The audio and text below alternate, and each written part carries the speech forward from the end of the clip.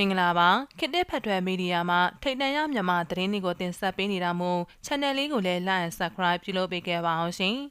ပထမဆုံးဝက်လက်မြို့နယ်အတွင်းစစ်ကြောင်းထိုးမိရှို့နေတဲ့စစ်တပ်ကိုကြားဖြတ်တိုက်ခိုက်မှုစစ်သား18ဦးသေဆုံးပြီးစစ်တပ်ကစစ်သားအလောင်းများကိုဖြစ်တယ်လို့ဆုံးဖြတ်ထားခဲ့ဆိုတဲ့သတင်းကိုတင်ဆက်ပေးမှာဖြစ်ပါတယ်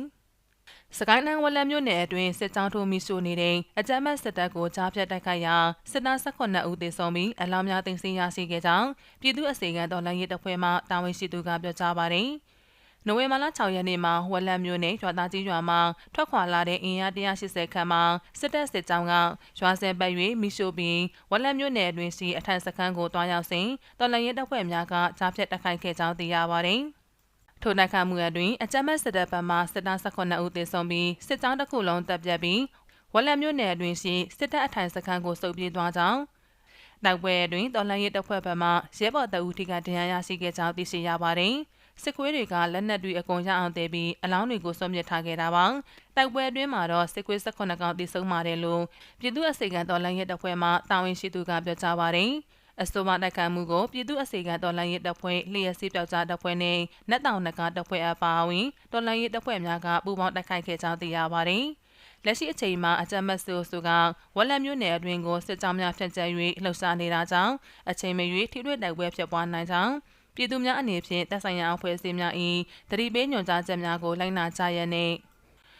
တော်လှန်ရေးရဲဘော်များပြည်သူတွေရှေ့မှရဲရဲဝံ့ဝံ့တိုက်ပွဲဝင်နေကြောင်းပြည်သူ့အစေခံတော်လှန်ရေးတပ်ဖွဲ့မှတာဝန်ရှိသူကဆက်လက်ပြောဆိုပါတယ်။ရင်းစစ်တပ်စစ်ကြောင်းကဝက်လက်မြို့နယ်အတွင်းရှိတမာကုန်းရွာရွာတော်ကုန်းရွာတရဦးရွာထုံးဘိုရွာအရှိဘက်တရားညီနောင်အနီးရှိနေအိမ်များနဲ့မြင်းတော်ရွာတို့ကိုမိရှို့ဖျက်ဆီးခဲ့ကြောင်းသိရပါတယ်။ဆက်လက်ပြီးညောင်ချေတောင်မှာရခိုင်ရိုးမဘတ်တို့စစ်ကြောင်းထိုးရန်သွားသည့်ပြည်သူ့စစ်နယ်စစ်မှုထမ်းတပ်သားသည့်90ဦးခန့်လက်နက်များနဲ့ထွက်ပြေးဆွဲတဲ့တင်ကိုတင်ဆက်ပေးမှာဖြစ်ပါတယ်။ပဲခူးတိုင်းအနောက်ချမ်းဗရောင်းမြို့နယ်